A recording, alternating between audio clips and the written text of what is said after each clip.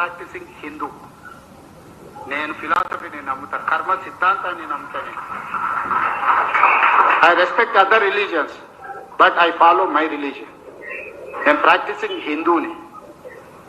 Practising Hindu అని అంటే కర్మ సిద్ధాంతాన్ని, మంచిని మంచు, చెడుని చెడు అనడమే ప్రాక్టీసింగ్ హిందూ యొక్క లక్షణం. ఇది ఆయన ప్రాక్టీసింగ్ హిందూ, నేను కర్మ సిద్ధాంతాన్ని నమ్ముతా అని చెప్పిండు. రేవంత్ రెడ్డి గారు, నువ్వు కర్మ సిద్ధాంతాన్ని నమ్మితే, హిందూత్వాన్ని ఎవరన్నా విమర్శిస్తే, సనాతన ధర్మాన్ని ఎవరన్నా మాట్లాడితే, తూలనాడితే మా రక్తం సలసల సలసల కాగుతుంది. మా హృదయం ఆవేదన చెందుతుంది. నా మతాన్నో నా ధర్మాన్నో అనవసరంగా నిందిస్తున్నారు, మాట్లాడుతున్నారు అని చెప్పి. మరి నువ్వు హిందువు అయితే నీ రక్తం ఎందుకు మరుగుతలేదు? నీ హృదయం ఎందుకు కాల్తలేదు?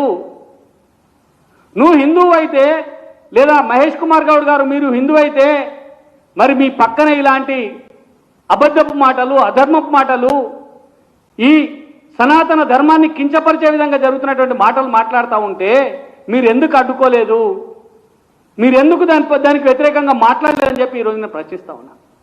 ఎందుకు మాట్లాడలేదంటే మీ పార్టీ విధానం లోపం ఉన్నది. మీ పార్టీ ప్రజలు గమనించాలి, కాంగ్రెస్ పార్టీ సనాతన ధర్మానికి, హిందూ ధర్మానికి వ్యతిరేకమైనటువంటి పార్టీ.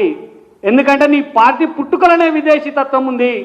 నీ పార్టీని నడిపిస్తున్నటువంటి వాళ్ళే విధర్మీయులు. కాబట్టి మీ పార్టీ హిందూ ధర్మానికి, సనాతన ధర్మానికి వ్యతిరేకంగా ఉందనే స్పష్టంగా అర్థమవుతా ఉన్నది.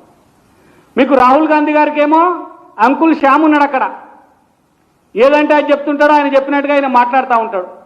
అక్కడ కొందరు దేశద్రోహులు, దేశ వ్యతిరేకులు, దేశాన్ని ముక్కలు కావాలని చెప్పి మాట్లాడేటువంటి వాళ్ళందరూ కూడా అక్కడ కాంగ్రెస్ పార్టీకి ఢిల్లీలో అడ్వైజర్లుగా ఉంటే, మన రాష్ట్రంలో తెలంగాణలో హిందూ ధర్మ వ్యతిరేకులు, నాస్తికవాదులమని చెప్పుకునేటోళ్ళు, ఇక్కడ దేవుణ్ణి నమ్మనటువంటి వాళ్ళు ఇవాళ రేవంత్ రెడ్డి గారికి సలహాదారులుగా ఉన్నారు. మనం చూసినాం నిన్న విద్యా కమిషన్ చైర్మన్ రిపోర్ట్ కావచ్చు, లేకపోతే అంతకుముందు కంచయ్య గారి సమావేశాలు కావచ్చు, ఏమైనా చూసినాం హిందూ వ్యతిరేకులు, హిందూ ధర్మ ద్రోహులు ఎలా రేవంత్ రెడ్డి గారికి ఇక్కడ సలహాదారులుగా ఉన్నారు.